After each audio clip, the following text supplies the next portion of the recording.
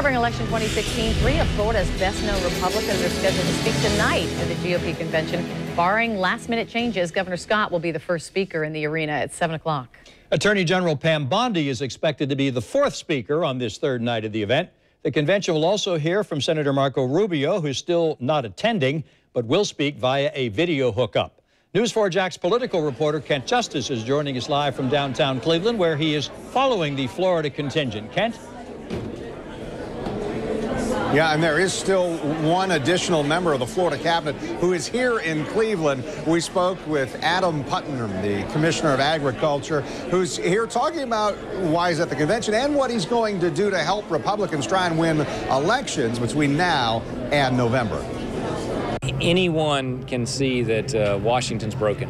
And Trump has really tapped into the energy and the frustration that's out there that's being leveled against both parties. Florida Agriculture Commissioner Adam Putnam hosted this breakfast event for delegates. It featured Ben Carson as a speaker. He also talked about the reason Republicans need to hear messages even beyond the RNC events. We had some great speakers. The enthusiasm, the passion that's abundant in these grassroots volunteers is tremendous, and it spills over into these local races. It's not just the White House that this enthusiasm translates into. It's up and down the ballot.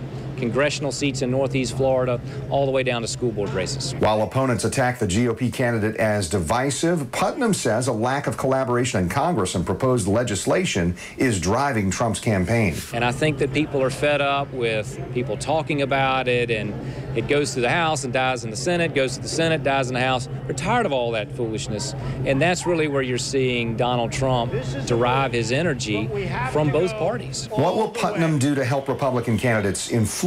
Well, he says whatever he can to keep what he calls a great thing going. And we've got to protect the momentum that we have as a business-friendly state, as a destination for talented people who are fleeing high-tax Rust Belt states and high-tax Northeast states, and they're making Ponte Vedra their home, and they're making Palm Beach their home, and they're making Polk County their home because they get what Florida is doing and they like what they see. Putnam could be a candidate for governor in 2 more years. In the meantime, tonight we expect to hear from two-term Governor Rick Scott, who, like Donald Trump, was a bit of an outsider 6 years ago when he initially ran for office. Live in Cleveland, Kent Justice, Channel 4, the local station. Kent, was the biggest talker of the day so far the damage control over Melania Trump's speech Monday night? Yeah, as we've been reporting for you, an aide named Meredith McIver sent out a statement really from the Trump organization saying that she made the mistake, that she took some phrases and imagery from Michelle Obama's speech in 2008 and put them in speech. So she apologized. Here's the thing that the people here are talking about. Again, this is kind of a rose-colored interpretation of it. Republicans are saying, yeah, but that person, when they offered their resignation, Donald Trump, kind of offered forgiveness instead, wouldn't accept the resignation, said people make mistakes, we need to move past it. That's a lot of what these folks have been talking about here at the Republican National Convention, Tom. Kent, we'll look forward to your next report tonight on the 10 o'clock news. Thank you. While the political focus is on Cleveland, Hillary Clinton is getting closer to naming her choice to be vice president. The presumptive Democratic nominee will be in Florida this week, making 3 stops here in the Sunshine State. She'll be in Orlando and Tampa on Friday.